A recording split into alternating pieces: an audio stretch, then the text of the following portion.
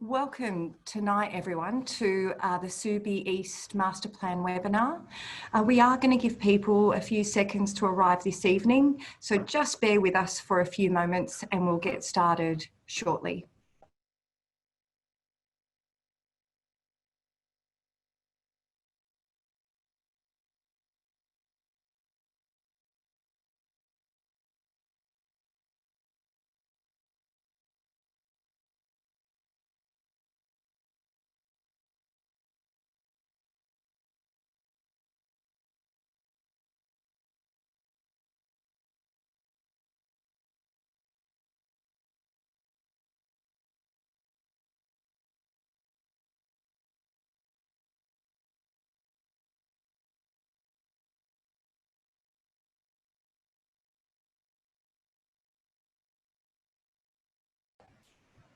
Okay, welcome everyone to tonight's online webinar about the Subi East Master Plan.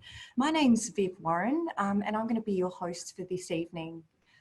I'd like to begin tonight by acknowledging the traditional owners of the land from which we're broadcasting here tonight, the Whadjuk people, and pay my respects to their elders past, present and emerging.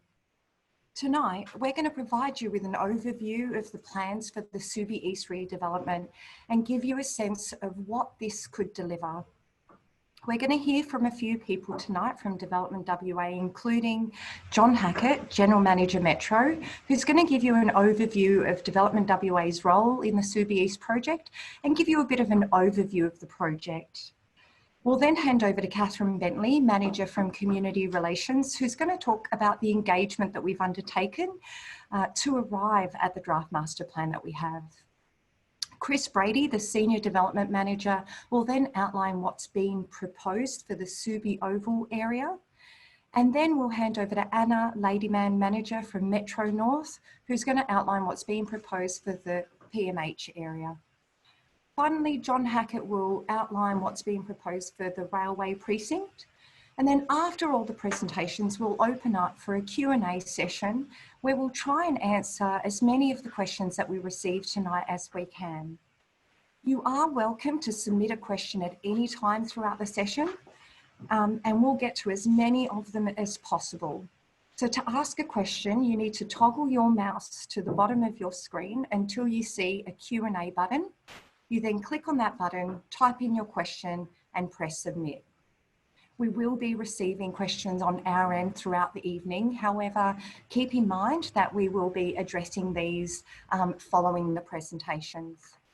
Now, I wanted to mention that tonight's webinar will be recorded.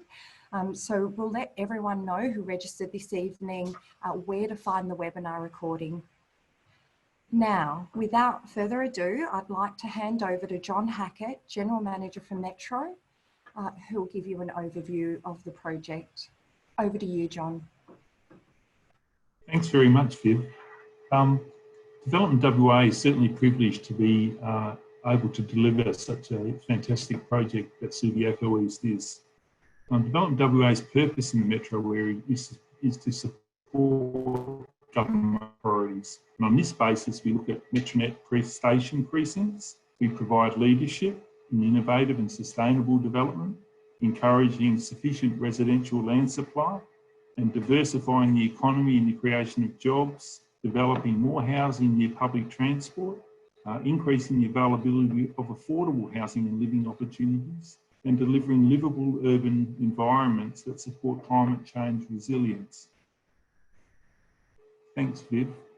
In terms of our specific role in Subi East, you can see from our perspective, in 2019,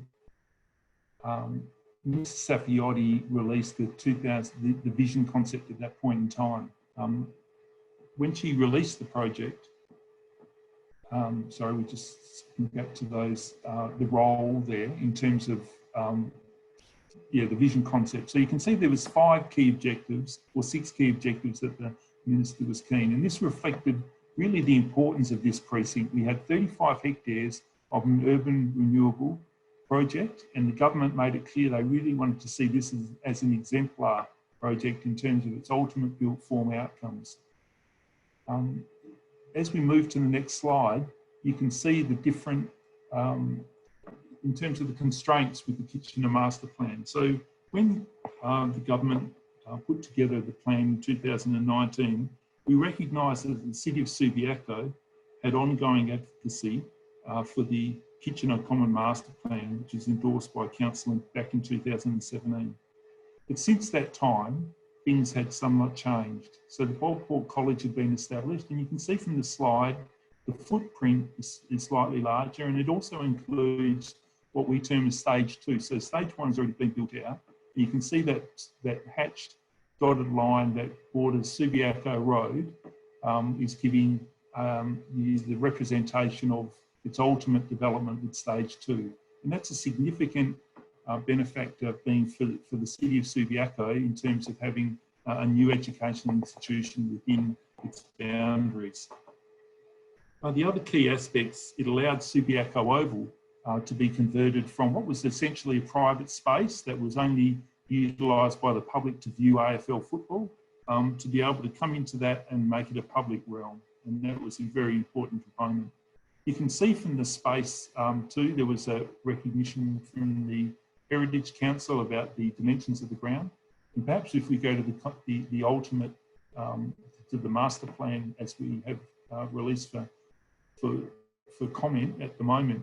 And so there's some key learnings that we really picked up from the community in establishing this plan that really evolved, and our team will expand on that in more detail later on this evening. But essentially, what it did deliver in a number of precincts, and importantly, there was a recognition about the importance of public open space. And on that basis, development was brought back from Subiaco Road. So the development wasn't all around the oval itself. There was always a recognition of the POS, the importance of retaining Mueller Park in its form, and linking Subiaco Oval precinct to the ultimate PMH precinct. Perhaps now we could pass on to Viv, but I'll look at the next slide there. You can see just the detail when we look at the sub-precincts that sit within the Subiaco East plan. Importantly, the Subiaco Oval neighbourhood, you can see there indicated in green, gives you an understanding of the dimension. I mentioned before, it's 35 hectares in total, which is a significant body of opportunity for the project team in that sense. And the government does have its high-level objectives about seeking to get that 2,000 dwelling development within this precinct. And that's on the basis and the advantage that gave effect in the City of Subiaco's planning scheme to be able to put that density into these areas which are in such a close walkable proximity to both West Leederville Rail Station and to Subiaco Rail Station. You can see those key precincts of Mueller Park retained and recognition of its importance as an A-class recreation reserve. And you've got the rail neighbourhood, which is the area between Subiaco Road and the Fremantle to the Perth City rail link. And then we've got the PMH neighbourhood, and of course, comprising those precincts within. So at this stage, I think I'll allow our team to give you a lot more information tonight. And of course, we'll have room for questions at the end. Over to you, Catherine. Thank you, John. So John just provided a bit of an overview. We will hear from the project team who's going to start to dive in a little bit more detail about what each of those neighbourhoods look like and what they will offer. I'd now like to introduce Catherine Bettany, the Manager for Community Relations, who's going to step you through the engagement that's been undertaken on the project leading up to this draft master plan. Over to you, Catherine. Thanks, Viv. Subi East has been a very exciting project with a lot of involvement from many of you in the community over the past 2.5 years. We've started back in 2018, and one of the first things that we did was start with a survey that went out to 23,000 homes. It really provided a foundation for us to really understand what you as a community valued as part of this precinct. So what you told us was through 1,500 responses, where you'd like to see density, how you'd like this development to move forward, and the types of things that we needed to consider. So we took that information and we came back to you with an initial vision, which we presented to you in November 2018. We came out to you, you must have seen us at the pop-up markets, you would have seen us online, and we came to visit you at Mueller Park as well. That then led us through further into the vision concept plan, which John touched on a little earlier today. And that was what formed the business case with government, gave us that approval to take the next step to do the master planning. And as part of that process, we received more than 500 comments, really important comments that came back to us, and we have fed directly into the master planning process. So in the master planning process itself, we really wanted to start at the foundation of the importance of this place with you. So we started by asking you to tell us the stories, share your connections with this place. We received more than 200 stories. We recognise it is such an important place from both a football heritage, from a Whadjuk perspective, but also from a PMH perspective, and postmodern. There's so many important sites at this one location. So it's a very rich and diverse history. We worked then with that information that you gave us with our reference group, which was formed from community members and community group representatives. So 35 of those people that worked with us through a number of sessions and provided us feedback and helped distill down some of those stories into key themes, and then helped us again through the design elements of the process. We've had lots of feedback from that group throughout that time, including our Whadjuk Noongar engagement and other broader stakeholders as well. And now it's the opportunity for the broader community to see that initial draft master plan, which is out for comment. So the cultural and context and place narrative, it's a long word, but really what it's saying to us is that at the foundation of the design of this development, we really wanted to capture the importance of the cultural and historical context of this place. We wanted to make sure that in its next iteration, that we really made sure that we embedded the history and the stories into what would come next. So you'll see this a little bit later. The team will talk through some of those elements, but really trying to capture through the landscaping, through the buildings, and through some of the placemaking activities and opportunities, how we could potentially represent the past in the future. So this slide just gives you an understanding of the number of points that we went through the master planning process. Initially, we took all of that feedback that came from the concept plan, and we brought that through our community reference group. And then as part of that, we also had the ability to work with an Aboriginal elders group as well. And they formed a really crucial part of understanding the rich history that has been part of this space for generations. And I'd like to lead on now with a short video from our Aboriginal development managers themselves on the process and how they've worked through this with us.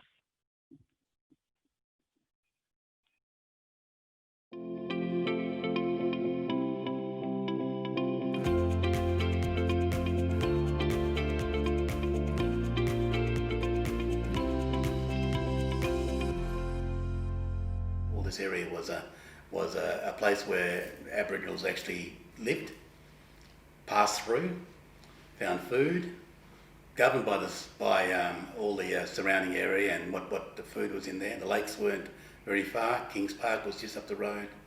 There's a lot of song lines through there. Also, very important sites were there. So it was natural for us to look at the cultural side of this project.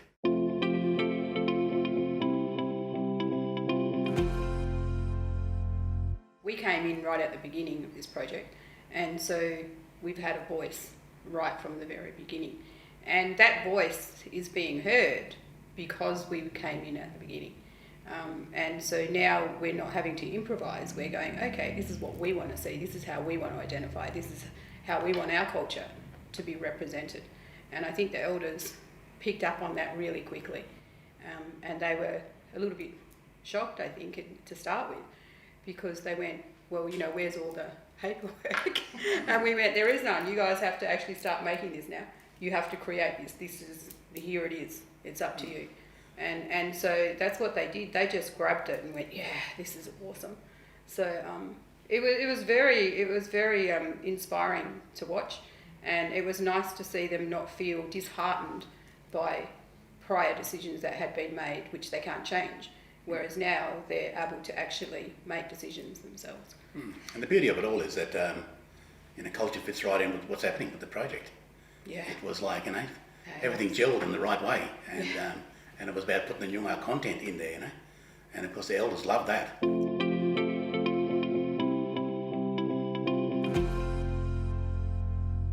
we started with the idea or the concept of the 6 seasons, and went, well, how will we embed this? And we, Whadjullers have a thing called totem poles, but we didn't want to use those words because we don't have that in our culture.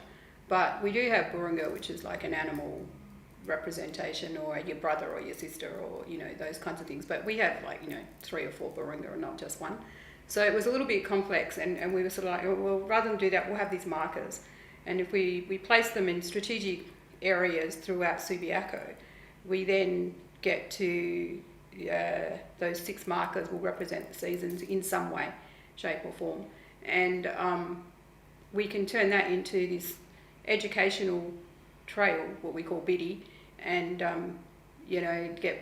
teach people about our culture, because the elders were really keen on making sure it was educational, and so that people could learn about Noongar culture.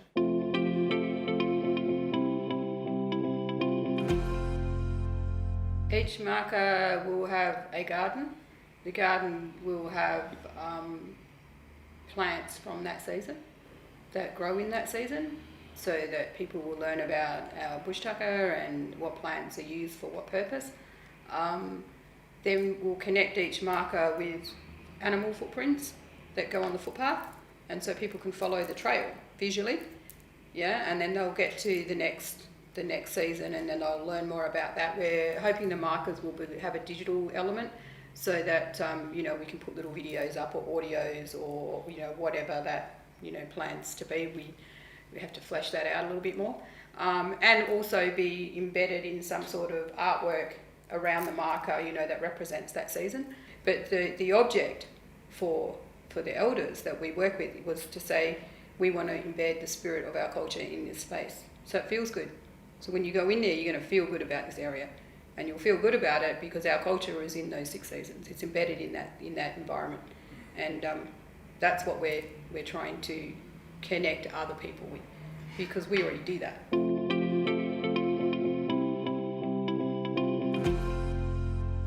If you see a footprint, then the Nyunga word will come up, Yeah. Like if you see a possum footprint, you'll see kumuru, kumuru. So kids and other people are learning, and then you'll see yonga, and wage, which is the emu. So we'll name all of the animal tracks that we got in there.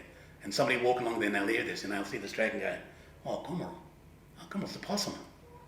Or yonga, that's the kangaroo, or the wage, the emu, or whatever, So we open that's the learning side of all of this. Budawan. Kaya. Budawan is goodbye. Kaya is good day. Kaya is good day. Oh, hello.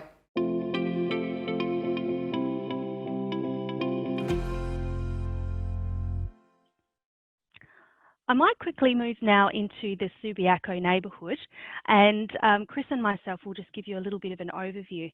I might just start by just saying this has been such an important place for so many people for football reasons, and that history has come throughout our consultation processes, and we've heard a lot from you about wanting to make sure that we retain that special heritage throughout this project. You also told us that it was really important that the buildings step back a little bit from that original concept plan, and that you wanted to see a bit more of that breathing space. You told us that you wanted to see more open space, and there are reasons why we aren't providing the active open space that has been mentioned previously. Chris will talk about that a little later, but what we are providing is a lot of different opportunities for community to really celebrate that whole space, which is more than 2 hectares of additional space. I might just pass over to Chris now to talk us through the details of the Subiaco Oval neighbourhood. Thank you, Chris. Thanks, Catherine, and good evening, everyone. So I'm tonight going to provide an outline of what's proposed for the Subiaco Oval neighbourhood within the draft master plan. And this outline is really going to focus on 4 key areas. And these are firstly built form, public open space, connectivity, and culture and heritage. So firstly, in relation to built form around Subiaco Oval, so the draft master plan proposes around 1,000 new residential dwellings within the Subiaco Oval neighbourhood. And it's our role to make sure that the built form responds to the site's context and the character of the area. The community was quite clear in telling the team that they wanted buildings to be set back and not directly impacting on Subiaco Oval.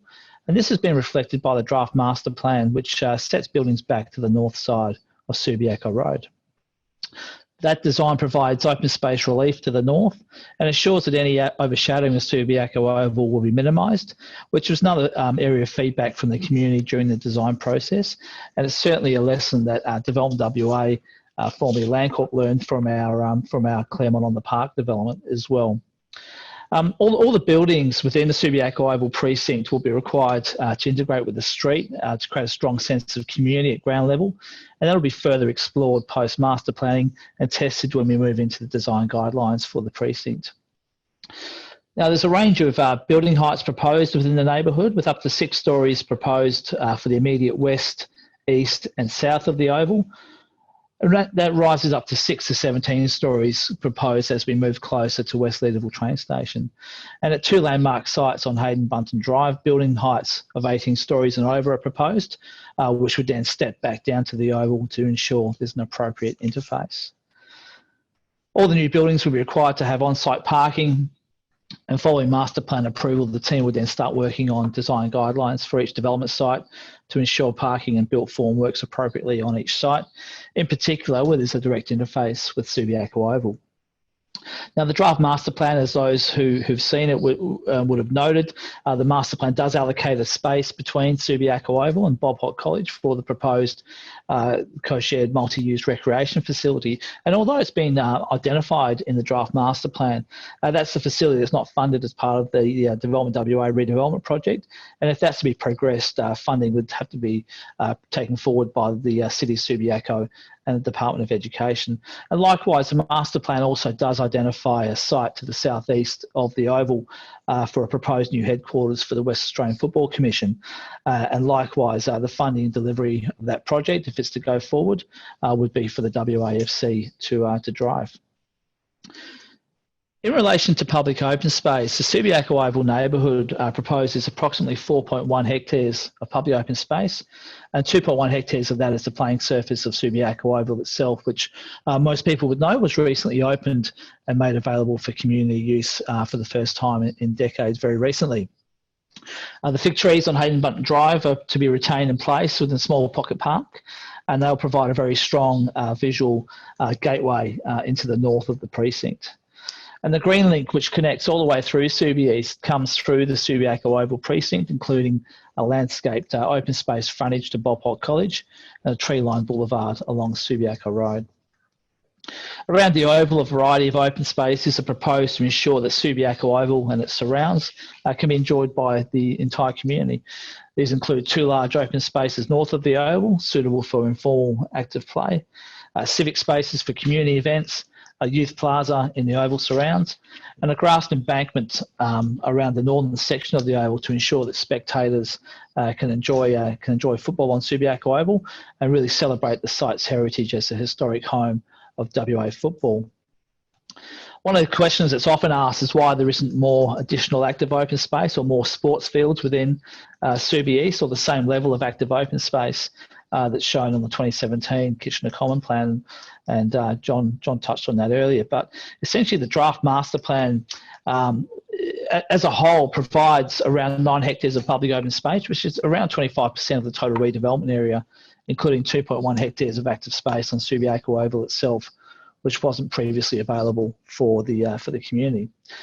Now, the draft master plan does balance a lot of significant design considerations and constraints, including the state government's requirements for over 2,000 dwellings within Subi East, the construction footprint of Bob Hawke College Stage 1 constructed and Stage 2 proposed, and the heritage requirements for a spectator experience around the Oval to celebrate its status as a historic home of WA football, which will have an impact on the final levels around the north of the Oval. So combined, that makes it very difficult to deliver additional sports field within Subiaco East. That said, regional open space really is a matter facing all inner city councils for consideration by the various local government authorities in partnership with the Department of Local Government, Sport and Cultural Industries. And DevelopmentWA will continue working with the council and other stakeholders to advocate for additional active sporting areas in inner city areas. In relation to connectivity within the Subiaco Oval precinct, one of the key features of the master plan is Subiaco Road being maintained in its current alignment to help provide the Oval with relief from development to the north. This ensures that the existing mature trees along Subiaco Road can be maintained, albeit the road will require upgrading as the project proceeds. Subiaco Road is proposed to be extended westwards to connect through to Hayden Bunton Drive, and this will improve traffic flow within the precinct. And this is a feature that's been common to all the plans that have previously been prepared for the area, including the Kitchener Common Master Plan. Improved pedestrian pathways and cycleways are proposed around Subiaco Oval, including a continuous shade canopy along Subiaco Road, which will be integrated into the landscaping treatment.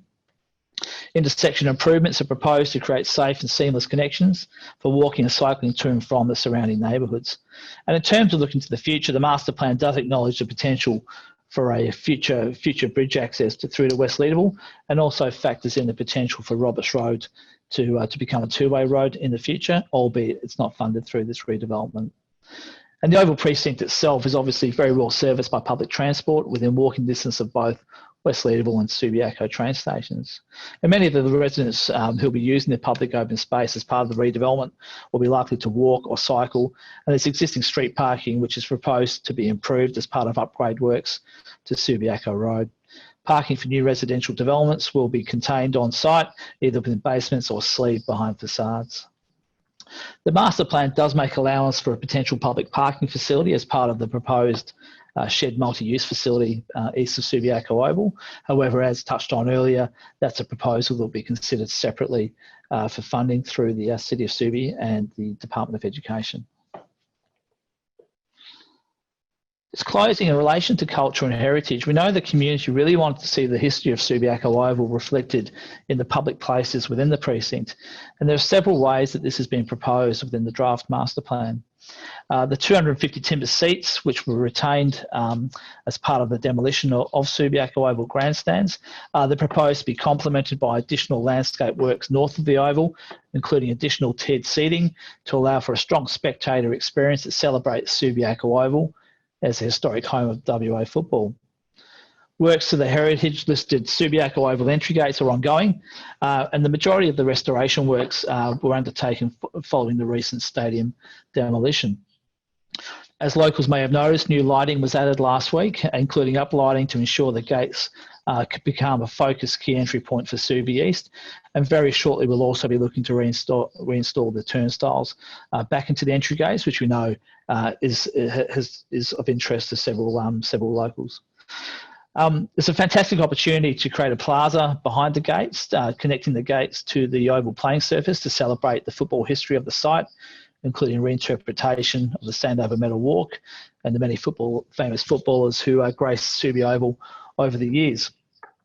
And the master plan does also retain the 1938 Oval boundary to keep that edge alive and the history of the long kick alive. And there's various ways that's proposed to be reinterpreted through the master plan, both in terms of landscaping and turfing and also reinterpretation opportunities. And of course, as Catherine touched on earlier, this is all underpinned, this cultural heritage aspect is also underpinned by the Six Seasons biddy, which connects through the Subiaco Oval neighbourhood from West Leederville Station, around the Oval, and then moves up to Roberts Road, up to Princess Margaret Hospital. So I'm hoping that provides a good overview of what the draft master plan proposes for the Subiaco Oval neighbourhood. And on that point, I might pass back to Viv. Thank you so much, Chris. I just want to remind everyone that's listening in tonight that if you want to ask a question, please click on the Q&A button on your screen, type in your question and click submit. We've got a couple more presentations to go. We've just heard from Chris, who provided an overview of Subi Oval, and we're now going to hear about PMH. We've got the railway precinct, and then we will be opening up to answer some of your questions. So without further delay, I'd like to welcome back Catherine and introduce Anna Ladyman to talk about the PMH precinct. Thanks, Catherine. Thanks, Viv. PMH is a really important place. It's been a really important place from a Whadjuk perspective from past times, and it's been a really important place for many West Australians, whether you've been a parent who's been to PMH or whether you've been someone who's experienced the care that they provided there over the years. We heard many stories that told us how important this place is and has been to many people in Western Australia. So what we've heard and what we've tried to reflect through this new development is to capture some of that important history, to make sure we create some of those places and spaces that really pay homage to that history and ensure that generations to come can still share in that and understand the importance that place has been in the lives of Australians in past. You've also heard from me that it's a really important place for connection. So we connect in through to West Perth, and that we connect into Nuala Park. So you'll hear from Anna in a moment, who'll go through some of these details in terms of how we've connected it through and how this place is going to be a way of reflecting the past, but moving it forward into the future. Thanks, Anna, over to you. Great, thanks Catherine for that. So the built form in the PMH neighbourhood is responding to its context. It's transitioning in its height from the Subiaco lower scale buildings surrounding it towards a higher form along Thomas Street in West Perth. We've endeavoured to design and orientate the buildings to take advantage of the natural light and respond to the surrounding areas and the public spaces. The height itself will be further contained within key locations that you can see on the plan there, with the appropriate setbacks and slender tower design. And there's the two landmark sites of 18+ stories there. The site falls substantially away to the west, which provides a great and fantastic opportunity to really explore some interesting built form outcomes and public realm opportunities that we'll be exploring further through the design guidelines process. We've prioritised the residential development and are providing over approximately 1,000 new dwellings. As well as that, there's also the provision for around 6,500 square metres of retail and commercial space, which will be predominantly for the residents. As Chris mentioned earlier, the next stage is the development of the design guidelines, and that's where we'll really dive down into the detail for the buildings themselves and look at maximising our open space efficiencies, demonstrating leading sustainability practices and design outcomes, as well as looking at overlooking and overshadowing. On the screen here you can see some shots taken that can look and see the future of what it might look like from the east of the PMH site looking through towards the west. And then on the next slide, you'll see the south coming up along Thomas Street, looking north there at some of the potential future buildings, what they could look like.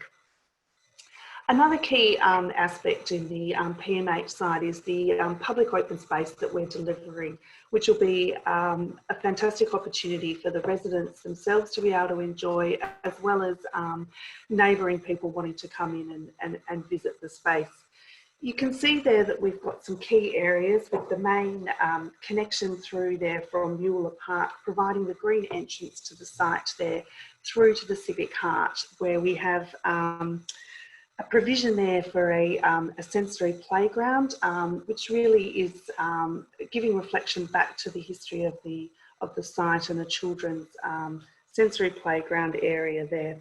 There's also the opportunity for community spaces for gatherings and a green pedestrianised link through to the rest of the building, the areas. So moving on to the next slide, we can then also see how the other POS areas are evolving. We've got the outpatients building, which will be maintained as part of the heritage area.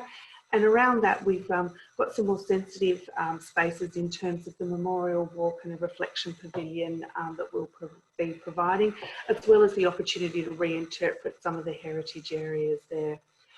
Along Thomas Street as well, what we're really looking at doing is trying to create a green link and buffer zone there between the busyness of Thomas Street and then bringing it back into the development itself. So that'll be a pedestrianised link along there with a lot of shady trees, and we'll also be looking at upgrading the connection through to West Perth and working through how we can best enhance that experience there.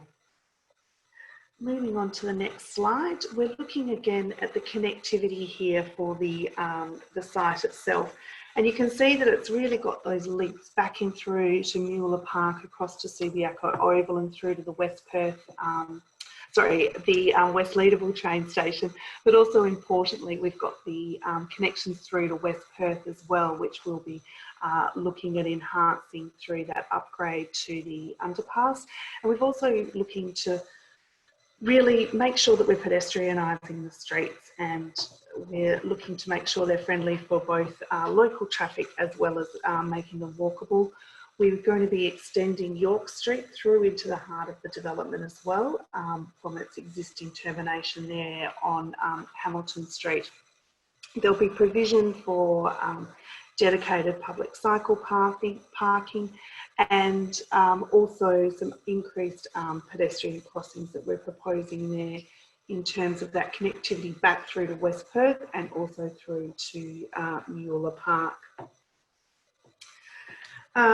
Finally, looking at the culture and heritage, as Catherine touched on earlier, the PMH site itself is a really special place for many West Australians through their various experiences, either working there as parents of children or themselves as patients. And we really wanted to make sure that we pay homage to that and ensure that that's interwoven throughout all the development we do there.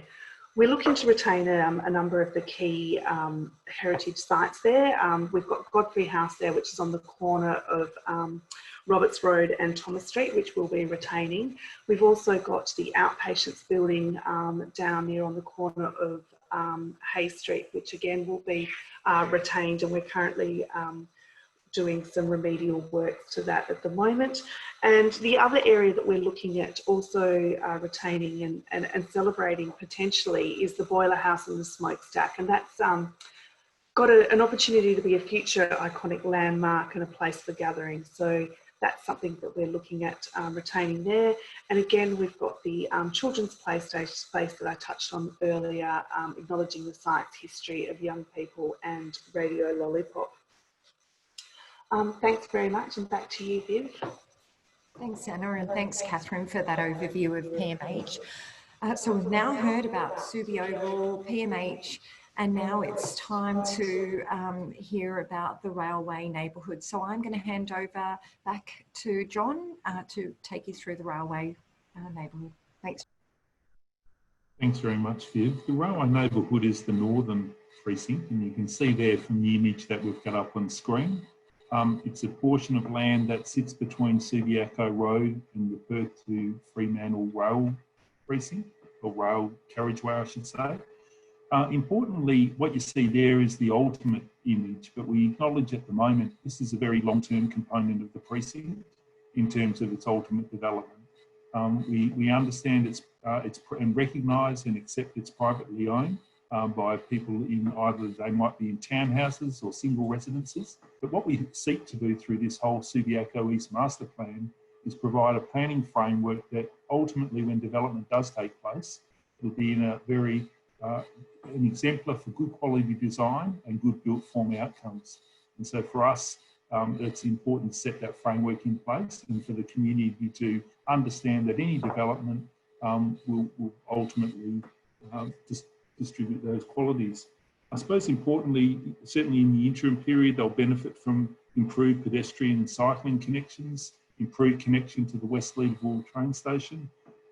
Clearly there'll be a connection and proximity to the Bogport College when stage 2 is also complete, and also landscaping improvements along the tree line Subiaco Road.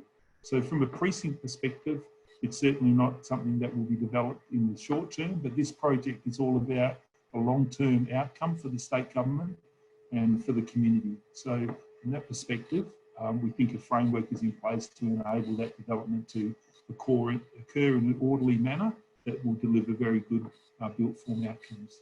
Thank you. Thank you, John. So That pretty much brings us to the end of the presentations for this evening. What I'm going to do now is I'm going to direct some of the questions that we have been receiving throughout the evening to some of the speakers that we've been hearing from, so we can get some of those questions addressed. We'll try and get through as many of them as possible, and we will be concluding tonight at 7 o'clock. So just a reminder, if there's any other questions you want to ask, please click on the Q&A button as we're running out of time. Okay, I am going to start with a question to Chris. So it's a comment and a question that says, pleased that the fig trees are being retained. How will they be protected moving forward? Over to you, Chris. Yeah, thanks. Thanks, Viv. And yeah, I agree that it is great to see those trees being retained. They are magnificent, and you know, it's been tree retention through Subiaco has been a real focus for the team from when we undertook the demolition of Subiaco Oval grandstands. There was a real focus on tree retention.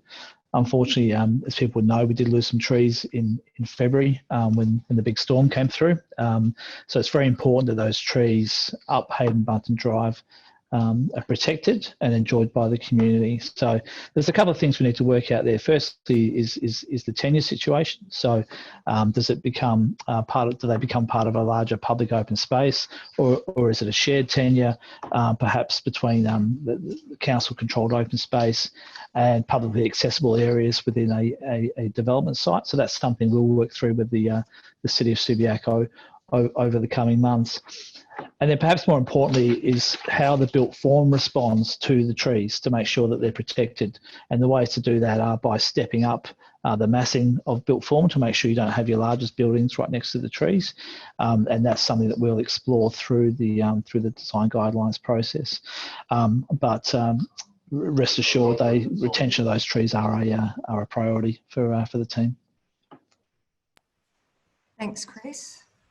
The next question is for Catherine. Why was the built form considerably increased west of the school oval after the last CRG workshop on June the 17th? So over to you, Catherine, to answer that question. Thanks, Viv. Thanks for the question. It wasn't.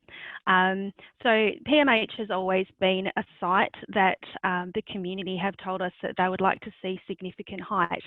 That's come through right from the very start of our engagement through that survey that came back to us. The community told us that that was a location where they'd like to see significant height placed, as well as along near Hayden Bunton Drive was the other location the community also said that they would like to see significant height. So we've worked through the CRG process with the community. We went through a process where we even provided some models we could work through, and the height that we see in the draft master plan is consistent with the outcome that we presented at the final CRG meeting. Thanks, Viv. Thanks, Catherine. The next question is again for Chris. It says, again, a couple of comments followed by a question. I notice there are major developments on the Hayden Bunton Drive side. Will these new apartment developments affect sunlight access of Market Square Park? And will you provide 3D modelling of the overshadowing of Market Square for all 4 seasons, but particularly June and September? So Chris, I'm happy to repeat that or break it down if no, that's okay. I get the gist of it. So, those landmark sites were picked for the location. For the location of those landmark sites were picked for a specific area, in that there was going to be height in certain locations within Subi East, and they were the area that gave us the greatest separation from existing residential areas. Now, as well as providing a strong visual gateway into the precinct on Hayden Bunton Drive. Now, the master plan itself does provide overshadowing diagrams in there, which show that the position of the towers on Hayden Bunton Drive, the impact on Market Square is minimal. It's basically some overshadowing in the morning, and then it moves eastwards, and then it moves onto the oval later in the afternoon for a couple of hours. those overshadowing diagrams are on the master plan. Last time I checked, and if they're not, we can certainly make them available on the website. And they are for, I don't think they're for September, but they're for June on the shortest day of the year, which is a standard date for measuring overshadowing. So we'll double check the master plan. I'm pretty sure it's in there, and if not, we'll make sure it goes on the website.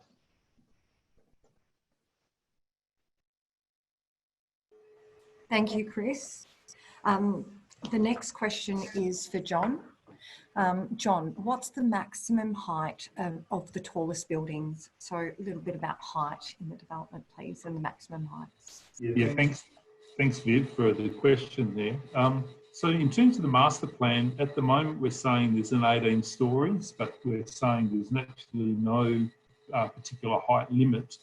Certainly our Minister, Safiotti, said when she released the plan in terms of its concept that she would see up to 30 stories. So I suppose we're going through a public comment period in terms of gathering more data on that and feedback from the public and the community. And that there's the opportunity, I suppose, to have that density. We needed to, as I suppose, in an aggregate form, being able to achieve the 2,000 dwellings across the precinct. So there are elements of height in terms of proposed buildings through the precinct. Thanks, Bill. Thanks, John. John, I've just realised the next question is also for you. Why are larger buildings shown east of West Leederville Station? Is this planned for future development? Yeah. In that image that we showed before of the railway neighbourhood was its ultimate form, and I think that's where some of the viewers have probably seen that that context in terms of where that is. What this plan is about is providing a long-term planning framework for ultimate development. So what we've sought to do is saying we acknowledge that at the moment there's different townhouse developments in that precinct or different single dwellings, but in the future, the landowners will lead that development if they choose to. So if they choose to decide to redevelop the site and co-op in a managed way or work with developers, whatever that method might be, it just provides an opportunity of what that precinct might look like in 15, 20, 25 or 30 years if those landowners choose to cooperate in development, and that's what that would look like at that point in time. I hope that answers that one. Thank you, John. So, Catherine, this is a question for you. There are some concerns about community and resident needs being met. So how are community and new resident needs being met in terms of public spaces? Thanks, Viv. Great question. We recognise in our original concept plan, there was a lot of feedback around wanting to make sure that there was additional public spaces provided for the community. And we've worked really hard to ensure that we provided a real variety for the new residents and the existing residents in this space. Now, we recognise that the community did ask for active sporting spaces, and we did talk a little bit before about there being some constraints around that on the site. So it wasn't possible on this site for a variety of different reasons. But what we did do is listen to you and understand that more spaces are important, and we provided a lot of different types of green spaces around that oval. So in the Subiaco neighbourhood alone, we have provided more than 2 hectares of additional space. So that's more than the oval, that's on top of that. So we have listened to what you've said, and we've tried to provide as much open space as possible throughout the precinct. It totals more than 25% across the entire precinct, and we want to make sure that the needs of both the existing community and the future residents and the school students who will be utilising this site are met for the long term. Thank you. Thank you, Catherine. The next question is for John. So John, is DevelopmentWA exploring any precinct level sustainability initiatives for owner production, and possibly just a comment about sustainability initiatives more broadly? Over Yes, to you, very John. much, Viv. I think this question is probably about power production in the context of sustainability initiatives. So from that perspective, we are doing a lot. Development WA, and if I can go to another project that we're working on at the moment, is the East Village down in the Knutsford precinct, down in the greater Fremantle area, where we're doing a precinct level shared battery. And what we're seeking to do, because we're early in the process here in terms of master planning, we're actually going to take the learnings of some of our other projects at White Gum Valley and East Village, and see if we can all those initiatives around water use and also energy conservation, and if we can incorporate them as we go forward through the detailed work that we do in implementation, that'll become an opportunity for the owners within the people in Subiaco East. So I think we'll hear more of that as we progress further in our implementation. Thanks, Viv. Thanks, John. The next question is for you again, John.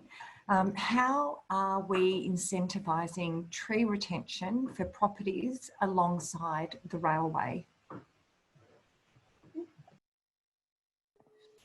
In terms of the tree retention along the railway, what we've sought to do is we've done surveys of the trees that do exist along the railway.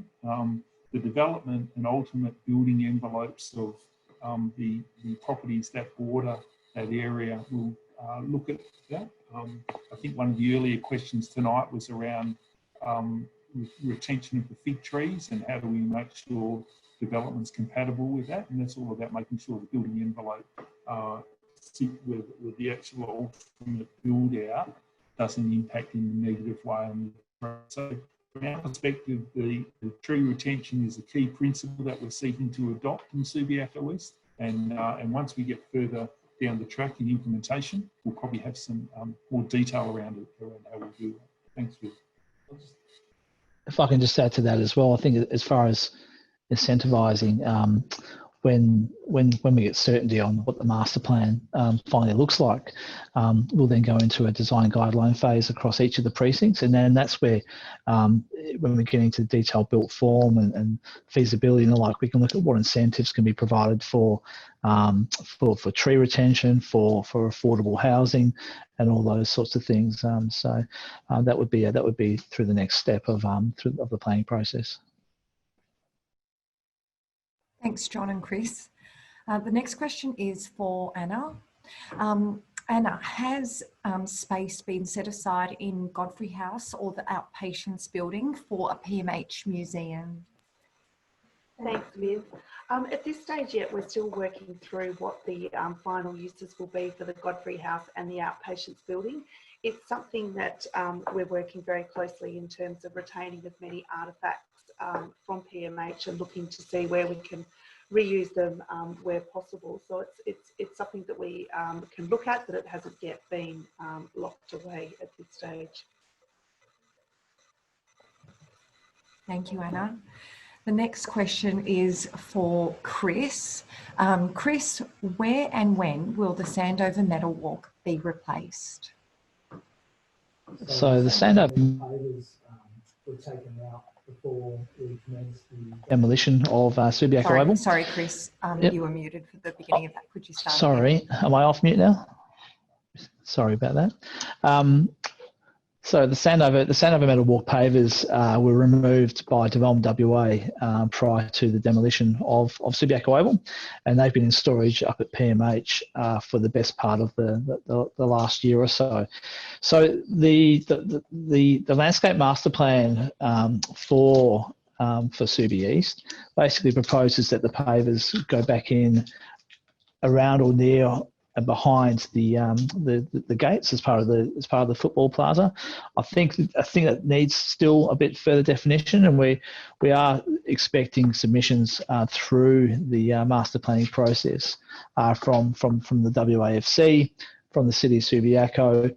The Sandover family as well have also been vocal about the future of the Sandover metal paver. So I think that one still needs a little bit of work. There certainly are reinterpretation opportunities for the Sandover metal. But what we actually do with the pavers, they're not in great shape. What we actually do with the pavers, I think, still needs a little bit of still needs more consideration post master planning. And related to that, what about the original turnstiles? So as people would be aware, the upgrade works to the restoration works to the heritage gates have been ongoing for probably the best part of the last 3 or 4 months. There was a restoration of all the brickwork and the roofing and the guttering and so on. There was the uplighting has been installed, and it's all looking very nice now. The turnstiles are imminent, so we are working with the City of Subiaco and the Heritage Council, and the time frame for getting the turnstiles back into the gates, we're thinking is probably over the next 2 to 3 months. Thank you so much, Chris. Just to let everyone know that we are approaching 7 o'clock. We have got time for a few more questions, so we'll continue for a few more minutes, and then that will pretty much conclude this evening's webinar. So I'll just ask a few more questions. The next one is for Anna. So Anna, will York Street extend to Thomas Street? And how do you ensure that York Street doesn't become a traffic thoroughfare? Thanks, Viv, for that. So York Street is not proposed to extend through to Thomas Street, and I guess as part of that, that is one of the ways that we will be looking to ensure that York Street doesn't become a traffic thoroughfare or a rat run. The other thing, as we go through detailed design, we'll then be looking at exactly how the street itself is put through and what traffic calming devices and things like that to really discourage it being a traffic thoroughfare, and it really only to be for the residents themselves that are accessing their homes, and also to be heavily pedestrianised. Thanks. Thank you, Anna. What are the timeframes? Anna, this is another question for you. What are the timeframes for the PMH site? Thanks, Viv. Look, we're shortly hoping that we'll be able to, or not hoping, we will be awarding the contract for the demolition in the near future, after having gone through an extensive tender process earlier through the year. As with the Subiaco demolition, we'll then go through an extensive sort of community process with to work through a time frame, and that's expected to take about 18 months there. So that'll be some pre-demolition works, and then following into the heavier demolition. Thanks so much. Thank you, Anna. We have got 1 or 2 questions at most left, given our time frame. So this question is for Catherine. Catherine, will there be any cafes or restaurants expected in this development? Thanks, Viv. Look, that's a good question. So right from the very beginning of the conversation that we've been having with the community, we've heard from you that it's really important that this development doesn't cannibalise the business that's already occurring on Rockaby Road. That we had to be very aware that any businesses that we support as part of this project needed to add to the local amenity, but not to take away from that really important precinct that already exists at the heart of Subiaco. So what we're proposing as part of this development is to look at a few key locations that would have some opportunities for some small commercial or retail opportunities, cafes at key precincts. So for example, one of those areas is right next to the underpass into West Perth, and another at the underpass into West Leederville. So those places where people are coming and going and intermingling are those locations that we're looking at providing some of that smaller amenity. But in terms of a large number of restaurants or cafes, no. We really want to make sure that this development really supports the broader Subiaco business community. Thank you. Okay, I think that is all that we have time for this evening. We only have a few more minutes left until it's 7 o'clock. I just wanted to ask before we thank you tonight and explain the next steps, is there any final words that any of our speakers would like to say before we wrap up this evening? I wouldn't mind saying thank you very much to the community. We've heard a lot from you over the last 2.5 years, and we hope that we have done you proud and provided a well-balanced master plan that considers all different aspects for all of the different users who'll be utilising this space. So thank you for taking the time to work with us through this, and we look forward to hearing your further comments through the master plan. You can get online and have your say about what you think about the draft, and you can take our survey, or you can visit us at our community hub, which is open 3 days a week, and we'll be advertising some weekend openings as well throughout this engagement process. So once again, thanks again for being a part of this very important project for Subiaco and indeed for wider Perth. Thank you so much to our speakers tonight, but more importantly and most importantly, thank you to everybody who joined us this evening, who sat with us for the last hour and listened to the presentations, who sent through some great questions. We have come to the end of the webinar. Thank you everyone once again. Just to reiterate what Catherine has said, the public comment period for the draft master plan is open until September the 10th. Please hop online to the Have Your Say site. The site address is on the screen. It's https://haveyoursay.developmentwa.com.au. A recording of this webinar will also be available on that site. However, if you've registered for tonight's webinar, we'll send you an email that'll let you know when the recording is up, and we'll also send you a link to that site so you can hop online and give us your feedback. Once again, thank you to everyone. I hope that everybody takes care of themselves tonight and has the rest of the evening. Thank you very much and good night.